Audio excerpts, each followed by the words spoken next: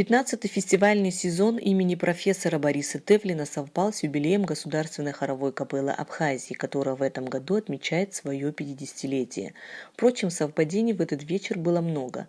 В этот раз организаторы приурочили фестиваль к 85-летию композитора Альфреда Шнитке, а участие в нем Абхазской хоровой капеллы стало возможно благодаря подписанному плану о сотрудничестве между Министерствами культуры Абхазии и России.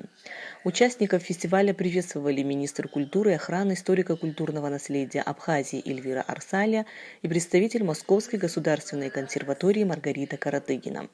Все началось с того, что в 2018 году в рамках культурных сезонов ведущие педагоги консерватории Чайковского приехали в Сухуми, проводили мастер-классы. И в рамках мастер-классов удалось поработать не только в образовательных учреждениях, но и с государственной хоровой капеллой, с камерным оркестром, и был итоговый концерт.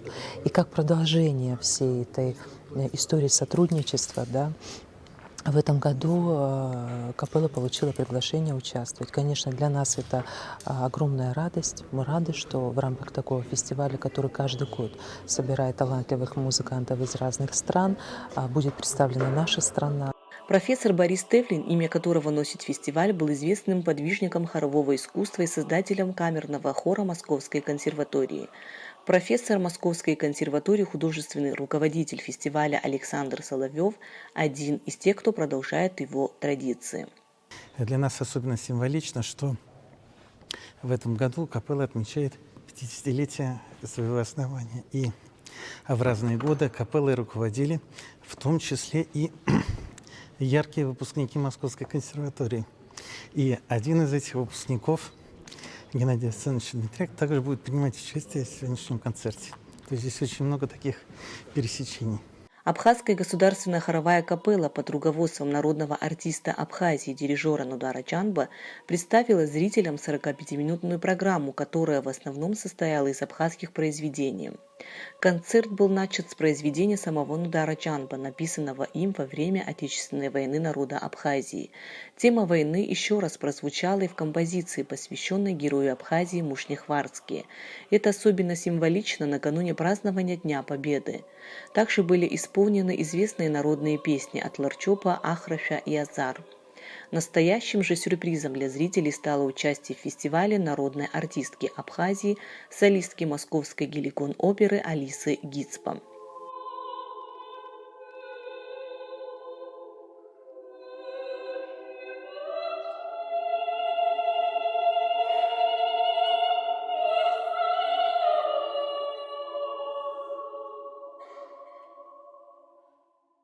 Директор Государственной хоровой капеллы Нудар Чанба и сам является выпускником Московской консерватории.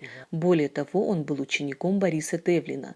Выступать на этой сцене – большая честь для любого музыканта, отметил он. Это очень престижный фестиваль хоровой музыки имени моего профессора Бориса Николаевича Тевлина, с которым мы очень часто выступали вот в этом зале, большом зале консерватории. Это зал необычен тем, что здесь всегда публика собирается только понимающая классическую музыку, любящая классическую музыку. Сегодня вообще как 15 коллективов выступает, но сегодняшний день, значит, представлен 4 коллективами, в том числе Абхазской хоровой капеллой. Мы открываем концерт, у нас 45 минут, это большая программа. Еще одним сюрпризом для гостей фестиваля стало участие в концерте студента первого курса Московской консерватории Бараса Кучба. Ему доверили дирижировать капеллой. Барас Кучба, кроме того, является учеником профессора Александра Соловьева.